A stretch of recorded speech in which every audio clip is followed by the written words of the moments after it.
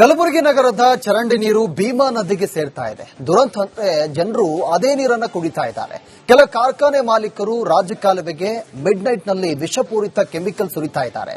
ಈ ಕುರಿತಾಗಿ ಒಂದು ವರದಿ ಇದೆ, ನೋಡ್ಕೊಂಡು ಬನ್ನಿ.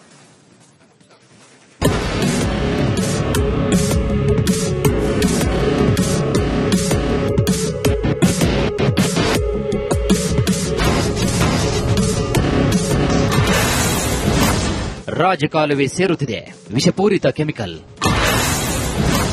ಕಲಬುರಗಿ ಪಾಲಿಕೆ ಅಧಿಕಾರಿಗಳ ದಿಢೀರ್ ದಾಳಿ. ಹೀಗೆ ದುರ್ವಾಸನೆ ಬೀರುತ್ತಿರುವಂತಹ ವಿಷಪೂರಿತ ಕೆಮಿಕಲ್, ರಾಜಕಾಲುವೆ ಸೇರುತ್ತಿರುವ ರಾಸಾಯನಿಕ. ಇನ್ನೊಂದು ಕಡೆಗೆ ಮಹಾನಗರ ಪಾಲಿಕೆ ಅಧಿಕಾರಿಗಳು ದಾಳಿ. ಕಲಬುರಗಿ ಹೊರವಲಯದ ರಾಜಕಾಲುವೆಗೆ ಟ್ಯಾಂಕರ್ ಮೂಲಕ ಕೆಮಿಕಲ್ ತಂದು ಡಂಪ್ ಮಾಡೋದಕ್ಕೆ ಮುಂದಾಗಿದ್ದಾರೆ. ಕಲಬುರಗಿಯನ್ನ ಡಂಪಿಂಗ್ ಯಾರ್ಡ್ ಮಾಡ್ಕೊಳ್ಳೋದಕ್ಕೆ ಮುಂದಾಗಿರುವಂತದ್ದು. ಕಳೆದ 2 ದಿನಗಳ ಹಿಂದೆ ಒಂದು 2 ಟ್ಯಾಂಕರ್ ಅತ್ಯಂತ ವಿಷಕಾರಿ ಉಳ್ಳಂತಹ ರಾಸಾಯನಿಕ ಅನಿಲವನ್ನ ತುಂಬಿಕೊಂಡು ಬಂದು ಕಲಬುರಗಿ ನಗರದ ರಿಂಗ್ ರಸ್ತೆಯಲ್ಲಿರುವಂತಹ, ಅಂದ್ರೆ ರಾಮ ಮಂದಿರ ಟು ಹೈಕೋರ್ಟ್ಗೆ ಹೋಗುವಂತಹ ರಿಂಗ್ ರಸ್ತೆಯಲ್ಲಿರುವಂತಹ ರಾಜಕಾಲುವೆಯಲ್ಲಿ ತಂದು ಡಂಪ್ ಅನ್ನ ಮಾಡೋದಕ್ಕೆ ಮುಂದಾಗಿರುವಂತದ್ದು.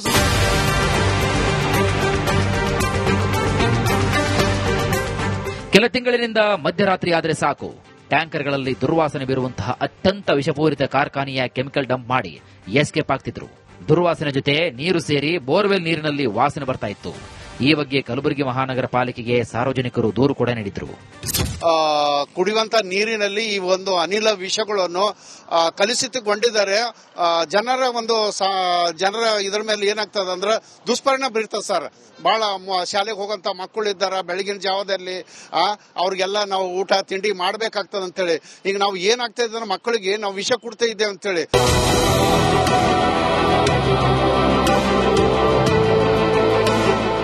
ಪಾಲಿಕೆಯ ಘನತ್ಯಾಜ್ಯ ವಸ್ತುಗಳ ನಿರ್ವಹಣೆ ಅಧಿಕಾರಿಗಳು ಕಾರ್ಯಾಚರಣೆಯನ್ನು ನಡೆಸಿದ್ದಾರೆ ನೋಡಿ.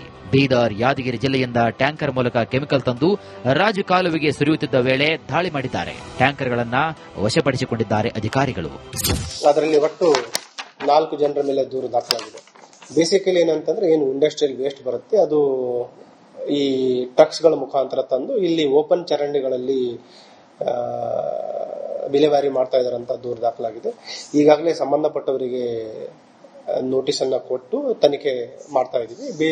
ಮತ್ತೆ ಎಲ್ಲಿಂದ ಬರ್ತಾ ಇದೆ, ಯಾರ ಇಂಡಸ್ಟ್ರಿಗಳ ಓನರ್ ಇದ್ದಾರೆ ಅದನ್ನು ಕೂಡ ನಮ್ಮವರಿಗೆ ಪರಿಶೀಲನೆ ಮಾಡ್ಲಿಕ್ಕೆ ಹೇಳಿದೀವಿ.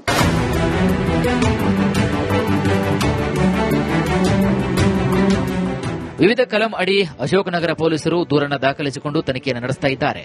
ಇನ್ನು ಸೀಸ್ ಆದ ಕೆಮಿಕಲ್ ಅನ್ನ ಎಫ್ಎಸ್ಎಲ್ಗೆ ಕಳುಹಿಸಿದ್ದಾರೆ. ವರದಿ ಬಂದ ಬಳಿಕವಷ್ಟೇ ಇದು ಯಾವ ಕೆಮಿಕಲ್, ಎಲ್ಲಿಂದ ಬಂದಿದೆ ಅನ್ನೋದು ಗೊತ್ತಾಗಲಿದೆ.